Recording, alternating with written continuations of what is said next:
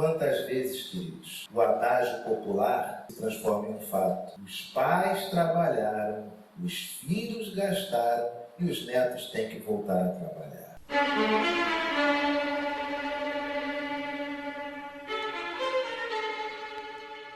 Tiago, capítulo 1, versos 9, 10 e 11. Leamos todos a uma só voz. O irmão, porém, de condição humilde, glorie-se na sua dignidade, e o rico na sua insignificância, porque ele passará como a flor da erva, porque o sol se levanta com seu ardente calor, e a erva seca, e a sua flor cai, e desaparece a formosura do seu aspecto. Assim também se murchará o rico em seus caminhos. A igreja pode sentar-se.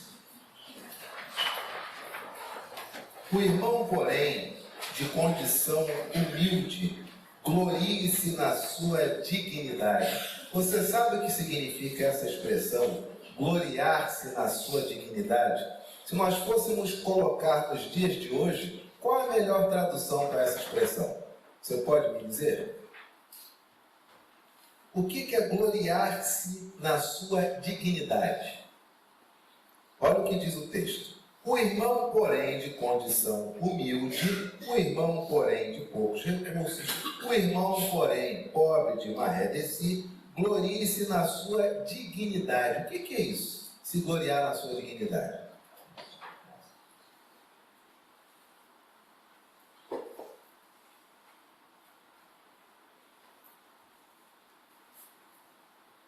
Sabem, não, igreja? O que é isso? Se gloriar na sua dignidade? Igreja? Sabe o que significa gloriar-se na sua dignidade? Se nós fôssemos traduzir para esse nosso tempo hoje, com letras, aliás, com palavras, para a nossa total compreensão, gloriar-se na sua dignidade. O irmão, porém, pobre, de condição humilde, por favor, não caiba no bolso de ninguém. A mensagem do Senhor para nós nesta manhã é esta: você não foi feito para caber no bolso de ninguém. Você não pode ser comprável. Não venda a sua dignidade. Não caiba no bolso de ninguém.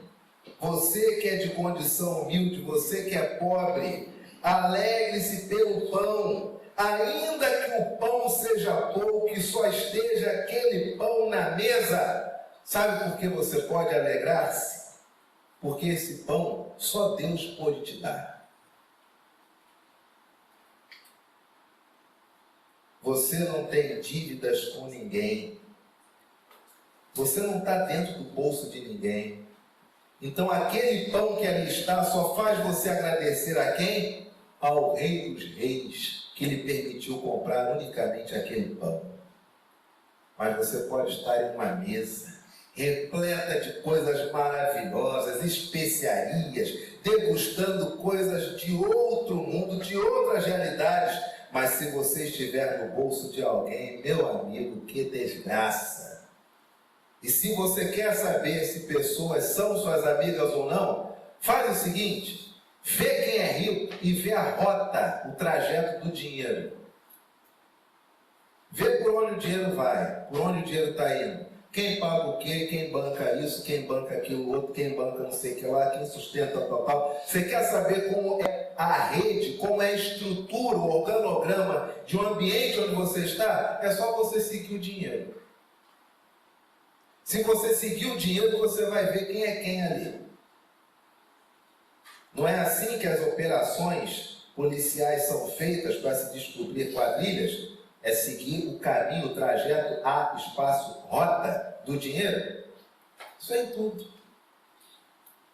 Você quer saber se o indivíduo é comprável ou não? Segue a rota, o caminho do dinheiro. Por que que em determinadas famílias uma pessoa que não presta, que é boba, que é arrogante, que é rude, que é uma pessoa intragável, por que que muitas vezes essa pessoa tem um destaque na família, ela é o destaque de uma festa familiar? Vê se não é ela que banca. É o colégio de um, é o emprego do outro. E as pessoas começam a entrar no bolso dos outros. E aí vem a Escritura e diz o quê? Irmão, você que é de condição humilde, não caiba no bolso de ninguém. Igreja, não busque ter dívidas pessoais com pessoas em detrimento de dinheiro. Ainda que seja o pouco que Deus te dá, esse pouco faz você ser grato unicamente ao Rei dos Reis. Certa vez conheci um rico, eu Anderson, conheci um rico, e eu tinha esse rico, pasme, como um irmão. Por quê? Porque ele, na condição de rico, muito rico, milionário, ele me convenceu de muitas realidades. Mas houve um momento que eu confesso, eu vacilei. Porque esse indivíduo, que eu tinha como irmão e muito rico, o tempo todo me convencia de que valia a pena lutar por dinheiro. O tempo inteiro. E eu me lembro que uma vez, fazendo uma festinha, fazendo um convite, eu disse, olha, nós vamos oferecer um almoço. É um almoço simples, mas por gentileza venha, um momento de gratidão. E fui repreendido, pastor, os tempos de simplicidade acabaram. Deus te colocou. Como é que foi? Eu nem lembro essas coisas aí de falar que Deus colocou por cima disso, por cima daquilo outro, sei lá, esse troço. Mas os bons tempos finalmente chegaram. Nunca diga que você vai oferecer uma coisinha simples. E por ser uma pessoa a qual eu acreditava muita gratidão, achava que talvez estivesse correto.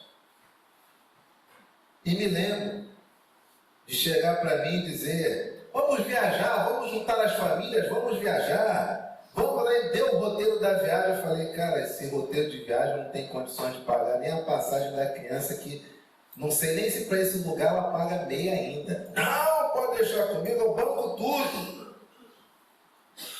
E aí a rotina era tentar comprar as pessoas com viagens, tentar comprar pessoas com carros, patrocinar festas.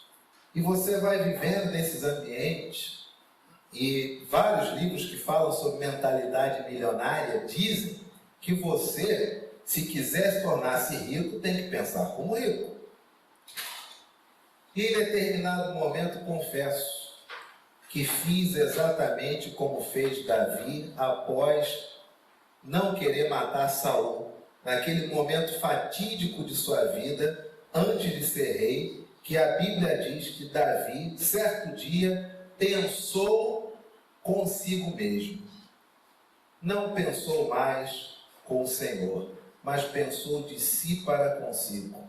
Pensei com meus botões, se um dia eu morrer, como vai ficar minha mulher?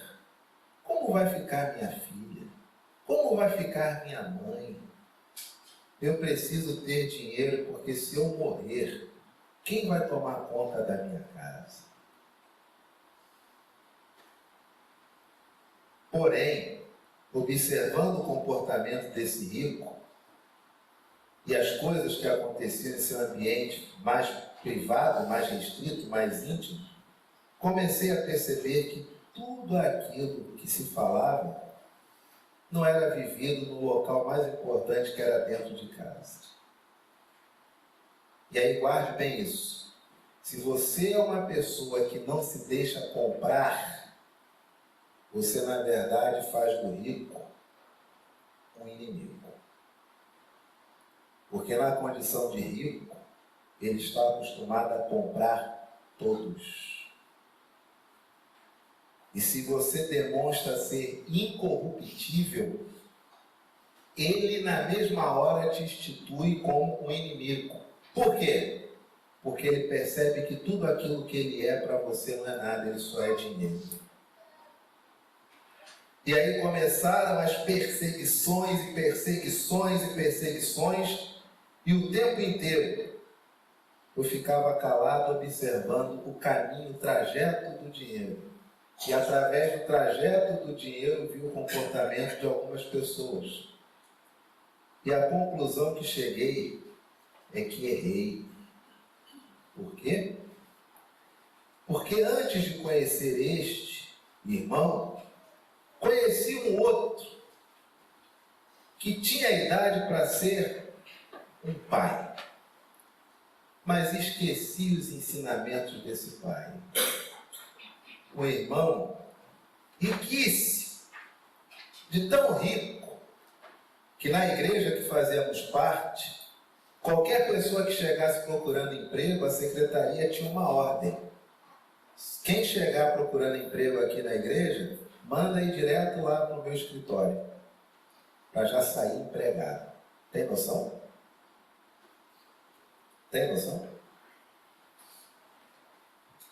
Riquíssimo, empreendimento familiar, cada irmão responsável por uma área, e com tanto dinheiro que tinha, entre a própria família, entre esses irmãos, um surtou.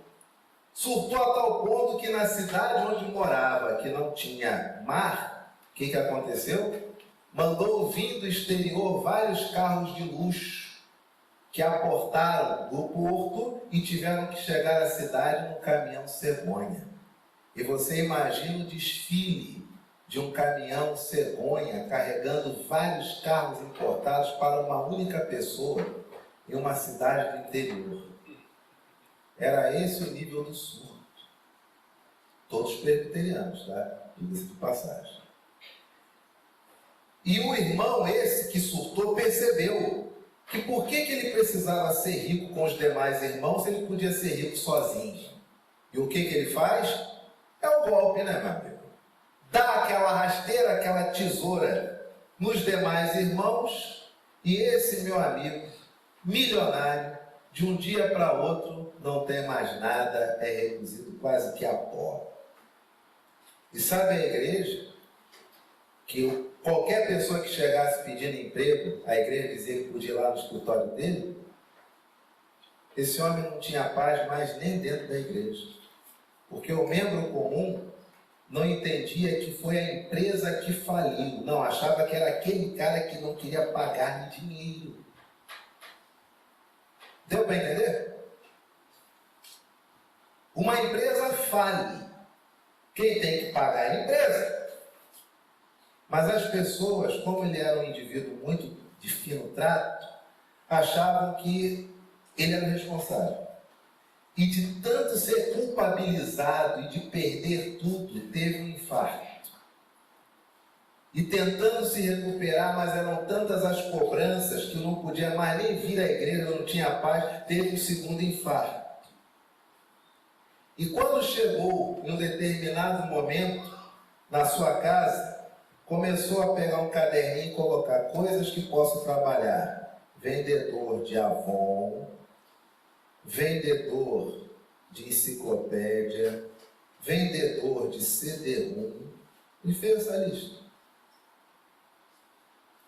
Mas aí, conversando com algumas pessoas, disseram para ele: olha, você ainda está com um nome muito bom no seu mercado de trabalho original. E ele, mas a minha empresa faliu há muitos anos, ficou com uma dívida gigantesca. Mas as pessoas souberam entender que não foi você, foi seu irmão. Você está com um nome legal em termos de fazer negócios. E de uma lista de 2.000 funcionários, sabe quantos não colocaram ele como pessoa física no prego, na justiça? 3. E os irmãozinhos? São os primeiros a dizer: crucifica. De 2.000, 3 não processaram. Ele chamou esses 3 e disse: olha, nós podemos voltar ao mercado de trabalho. Só tem um porém, eu não tenho dinheiro nenhum.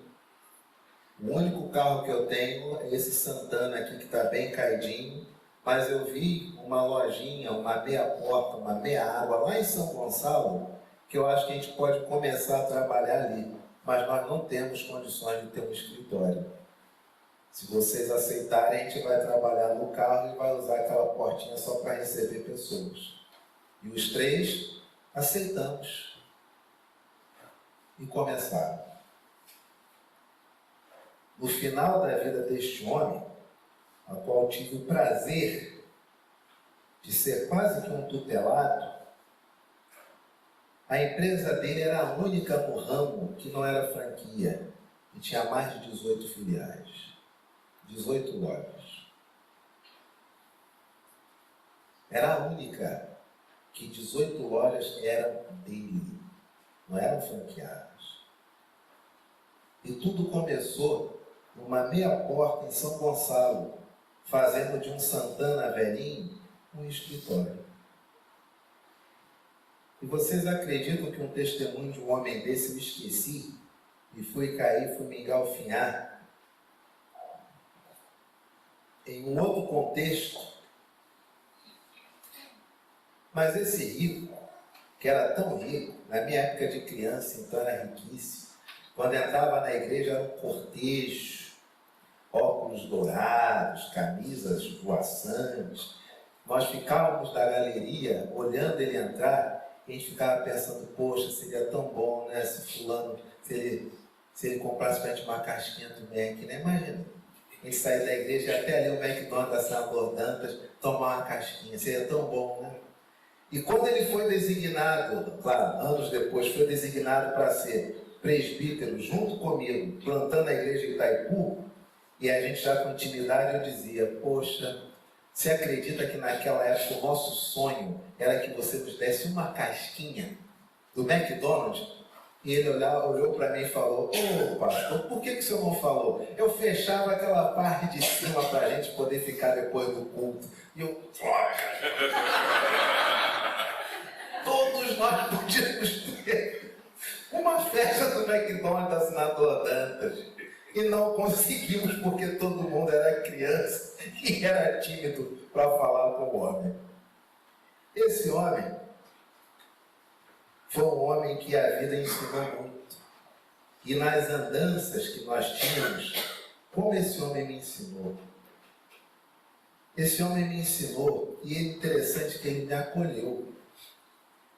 Porque eu lembro que nós fomos almoçar uma vez. A primeira vez que nós almoçamos, ele disse o seguinte: reverendo, o senhor está em casa? Porque eu gostaria de almoçar com o senhor. Estou saindo da igreja do Rio agora. Já morava em Itaipu. Eu falei, sim, estou eu e minha esposa.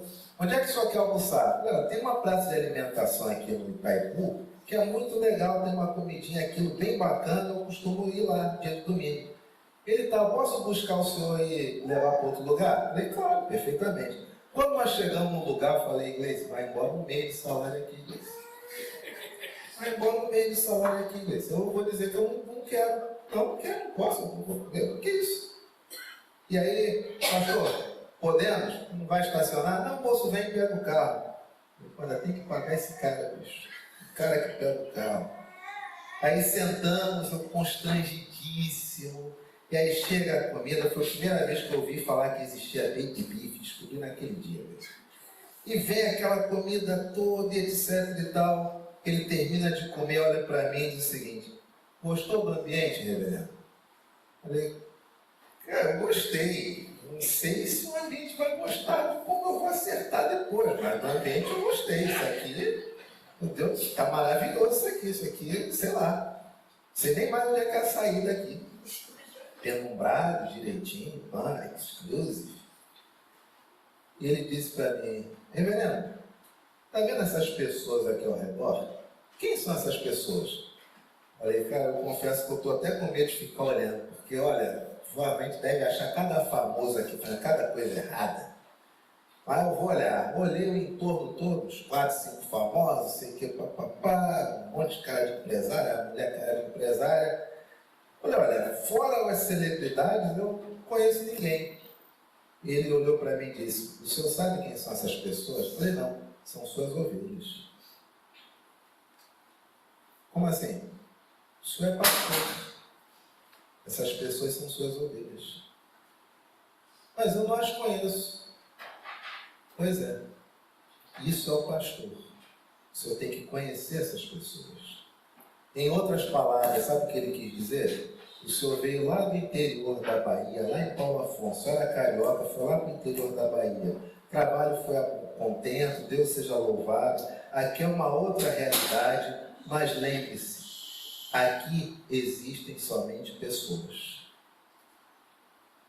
Não olhe a casta, não olhe a superfície. Pessoas são apenas pessoas. E se o senhor é pastor, essas pessoas são suas ovelhas. Foi um ensinamento que eu guardei para a minha vida inteira. E esse homem depois foi me contando como ele fez para recuperar-se. Ele dizia: hoje eu tenho tantos recursos como antes daquela derrocada. Mas, pastor, meu relógio hoje é emborrachado. O anel é a bijuteria que qualquer um pode levar. Eu tenho mais 3, 4 desses em casa. O sapato é o que eu já uso já há alguns anos. O carro, esse carrinho caidinho, isso aí eu não vou desfazer nunca mais. Pastor, a verdadeira riqueza é não dizer que é ele. Pastor, o senhor sabe a diferença do empresário e do comerciante? O comerciante trabalha para ganhar dinheiro. O empresário bota o dinheiro para trabalhar para ele, pastor. Só tem um porém: o empresário, ele degola a mãe no café da manhã com os acionistas. Esse é o empresário. Um homem cujo dízimo, a primeira vez que deu na congregação, entregou na congregação, os tesoureiros me chamaram, preocupados, que eu nunca tinha visto tanto dinheiro. Falei: gente, bota no cofre, amanhã vai no banco. Não, mas eu acho que não tem condições de guardar esse dinheiro aqui. Eu também acho. Se você ficar com essa cara e sair da igreja com essa cara, tu não vai ter condições. Mas vamos punir todo mundo aqui, amanhã a gente vai no banco. Botaram no cofre dia seguinte. Esse era o indivíduo que me ensinou sobre dinheiro. O indivíduo que dizia para mim: quando você acordar de manhã, Anderson, for sair para trabalhar, se você abrir o seu escaninho, ver que tem contas, se você for para o trabalho, pega essas contas. Mas se você chegar à noite, você viu o escaninho do correio e tiver conta, não pega não. Por quê? Porque você vai ficar pensando nessa conta e você não vai estar mais trabalhando, você vai deixar de dormir por causa da dívida. Pega no dia seguinte. Você não vai conseguir pagar de madrugada mesmo. Um homem de uma humildade, de um carinho, de um amor, que era exatamente o que diz esse texto. Um homem que aprendeu que a melhor condição da vida é a humildade. Porque somente o indivíduo humilde não cabe no bolso de ninguém porque ele tem dignidade. Mas esse homem milionário aprendeu que o rico deve glorificar-se, deve gloriar-se no simples fato de reconhecer que hoje ele é rico, mas assim como o pobre, vai passar. Simples assim. Talvez você nessa manhã, meu irmão e minha irmã, esteja profundamente endividado. Talvez você dissesse: pastor, com todo respeito, eu até colocaria isso, eu falo em prática, tá? Mas agora 50 mil na mão resolvia a minha vida. Depois eu ia seguir esses ensinamentos, mas agora eu preciso de 50 mil. Preciso de 100 mil, pastor. Como é que eu vou conseguir 100 mil com essas coisinhas que você está falando aí? Eu não consigo. Eu vou deixar de lutar por 100 mil para poder ficar assim, agradecendo a Deus que eu tenho um pão murcho, mas não caibe no bolso de ninguém, é isso?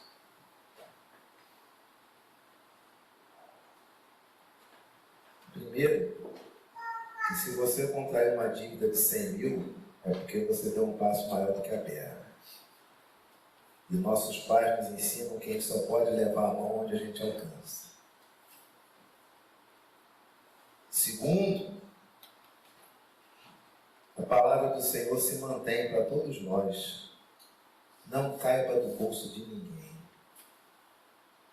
Porque se você cabe no bolso de alguém, você trai a todos para conseguir permanecer no bolso dessas pessoas. Eu já vi homens oferecendo esposas para manter sociedades em corporações, dinheiro. Nunca se permita isso. O maior bem que você pode ter na sua vida, sabe qual que é? A sua incorruptibilidade. Nunca se deixe comprar por nada nem por ninguém. Ninguém te compra. Você é incorruptível. Você prefere ficar numa casa humilde, com pessoas que são da sua família, ou com pessoas cuja vida trouxe para você, e você as tem como família? Meu irmão, minha irmã, eu te digo nesta manhã, como é maravilhoso estar em uma casa humilde, com pouco, mas tendo a certeza de que há dignidade na vida de cada um. Ao passo que você tem mansões, casas gigantescas, famílias gigantescas, sobrenomes históricos. Mas um com ódio do outro, um tramando a desgraça do outro, por um único motivo: dinheiro. Como é bom a sardinha, quando ela é comida com sinceridade do coração. Mas que desgraça é o caviar, quando a moeda de troca por aquele prato é sua filha ou é seu filho. Quantas famílias se acabam porque as relações são apenas financeiras. E você, que já é idoso, você cujos filhos já estão começando a chegar a uma determinada idade, tendo relacionamentos, pensando em relacionamentos, abre o teu olho, tá? Abre o teu olho. Porque para chegar para você com aquela velha história, né? Aquele canto assim da sereia, aquele canto da serpente no Éden, que chega para você e diz assim: ô pai, ô mamãe, a casa de vocês é tão maravilhosa, não é? Pois é, mas vocês já repararam como vocês estão velhinhos? Então vocês estão muito velhinhos. Aí você já fica pensando: quer botar um cuidador aqui, né? Aí eles dão a bala de prata. Não, não é cuidador, não, é que é o seguinte: a gente está pensando em vender a casa de vocês, tá? Vocês conquistaram com muito sacrifício, tomando esculacho do patrão, da patroa, da madame. A gente está pensando em vender a casa de vocês e comprar uma casinha para vocês desse tamanho, que é mais fácil de limpar, de fazer a manutenção, tá? E você pergunta: mas o resto do dinheiro? Aí vai ficar conosco, porque nós queremos casar e só sabe como é que é, né? Eu quero ter a minha casa, a minha irmã quer ter a casa dela, com o marido dela. Aí a gente vende essa de vocês, que vocês conquistaram com muita dificuldade, aí dá para vocês uma meia cômoda e a gente fica com o grosso do dinheiro para dividir, para a gente poder seguir nossa vida. Mas isso pensando bem de vocês, tá?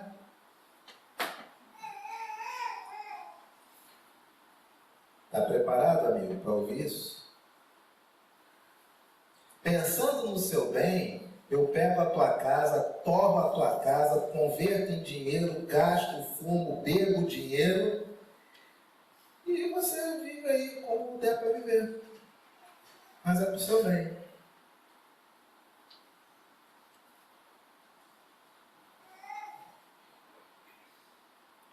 Você já ensinou seu filho a lidar com dinheiro? Já deu essa masterclass para ele? Você já ensinou seu filho, sua filha a ser incorruptível? Quantas vezes, queridos, o adágio popular se transforma em um fato? Os pais trabalharam, os filhos gastaram e os netos têm que voltar a trabalhar. Quantas vezes essa expressão é falada? Nós queremos que nossos filhos sejam excelentes profissionais, excelentes em tudo. Mas parece que ser discípulo de Jesus é optativo. É optativo. E quando eles nos presenteiam com essas notícias péssimas, de que eles querem torrar o bem que nós conquistamos com todo sacrifício para gastar com eles mesmos, nós nos perguntamos onde foi que nós erramos. Nós erramos ao longo de muito tempo, não ensinando nossos filhos a serem incorruptíveis, não ensinando nossos filhos a serem discípulos de Jesus de forma integral, não os arrastando para a igreja. Minha mãe tinha uma máxima, das pouquíssimas vezes, nem lembro pelos quais motivos fúteis, que eu não queria ir à igreja, minha mãe me dizia: você vai chegar lá arrastado, vai chegar chorando, vai chegar de cara feia, você vai dormir no banco, mas que você vai. Isso é inegociável. De qualquer maneira você irá. Nunca pense que você não irá, você sempre irá. E de tanto ouvir isso, virei até pastor, para vir todo mundo. O irmão, porém, de condição humilde, glorie-se na sua dignidade, e o rico na sua insignificância, porque ele passará como a flor da erva. Porque o sol se levanta com seu ardente calor, a erva seca, a flor cai e desaparece a formosura do seu aspecto. Assim também se murchará o rico em seus caminhos. É pecado ser rico? Nenhum. De forma honesta, digna? Que pecado que tem? Nenhum.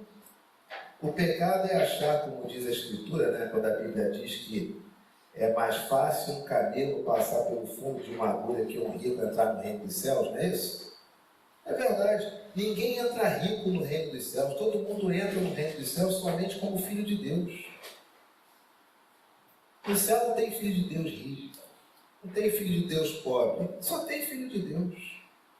Se você puder nessa vida viver como alguém que é tão somente filho de Deus, olha, já encontrei tantos ricos, gente humilde, gente digna, gente maravilhosa, e já encontrei tanto pobre orgulhoso, arrogante, tanta gente que você vai levar ajuda para sobreviver, ela recebe ajuda, porém nunca mais fala com você porque acha aquilo humilhante. Vai entender um negócio desse, meu amigo?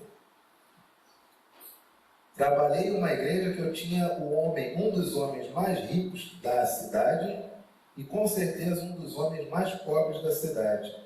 O rico, como as férias não batiam com a agenda da família, ele tirava as férias para capinar o terreno da igreja. O pobre, que dependia de auxílio, não aceitava receber uma cesta básica da igreja, porque achava que era muita humilhação e se desse jogava fora.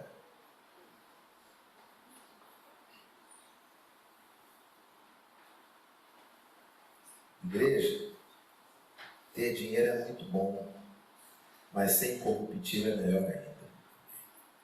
Não fique no bolso de ninguém. Vou te abençoar, meu irmãozinho. Vem cá, quanto é que é a mensalidade dessa flor? Quanto é que é a mensalidade desse varão? Eu vou te abençoar, deixa que eu... Não, muito obrigado. Muito obrigado. Não, mas eu quero abençoar alguém. Então, custei a mensalidade de um filho do missionário. Meu missionário, muito agradecido. Mas eu quero abençoar. Abençoe quem o Senhor quiser, fique à vontade. O que mais tem nesse mundo é gente precisando ser abençoada. Aqui eu prefiro permanecer na minha dignidade. Que na hora que eu quiser dizer não, é não, de qualquer maneira. Não seja comprável. Não se submeta a ninguém por conta de dinheiro. E que coisa boa é quando você tem filhos que entendem isso e se mostram também crianças incorruptíveis. Ensine seu filho desde pequeno que dinheiro deve estar para trabalhar para você. Você não pode viver para ganhar dinheiro. E se no dia da adversidade faltar, louvado seja Deus. Essa falta não é apenas aqui, é em vários locais. Mas se falta aqui, também significa dizer que papai e mamãe não se venderam. E o que nós comemos é fruto do que Deus dá. Louvado seja Deus por isso. Homens e mulheres que precisam crescer tendo fibra. Pais que hoje fazem qualquer sacrifício para dar um presente. Me lembro da Stephanie pequenininha. Chegou lá em casa no Antigo Testamento ainda. Eu, como todo pai de primeira viagem, qual o presente que eu vou dar para minha filha? Melhor que eu puder pagar, né, meu amigo? Meu pai não tinha, eu hoje talvez parcele em 10 vezes tenha, então vamos embora. Fui na loja, comprei o presente top, agora tá aqui, ó, aqui, toma aqui essa caixa. Ela olhou a caixa, e papai te ajuda a abrir, cadê a tesoura? Essa tesoura! Tá aqui, neném. Ele olhou o brinquedo, olhou, gostou, olhou a caixa, começou a brincar com a caixa. E brinca com a caixa, quer a tesoura para cortar o que tinha na caixa, aí a mãe senta, ajuda ela a recortar as coisas da caixa, começa a querer colar os troços que tem na caixa em outro lugar, e o brinquedo em si, lá. Eu olhei e falei, ô neném, poxa, que baixa que você me deu, neném. Da próxima vez, quando eu for numa lojinha dessa, eu vou te levar, tá, neném?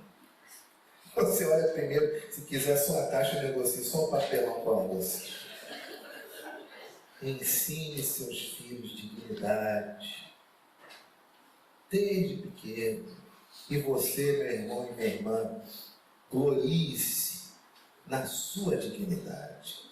E você que tem mais recursos, Deus seja louvado, mas não queira comprar nada nem ninguém. Porque da forma como você age, é a forma como seus filhos vão agir. E se eles entenderem que a sua moeda é o dinheiro, não tenha dúvidas. Quando eles precisarem, eles vão vender você.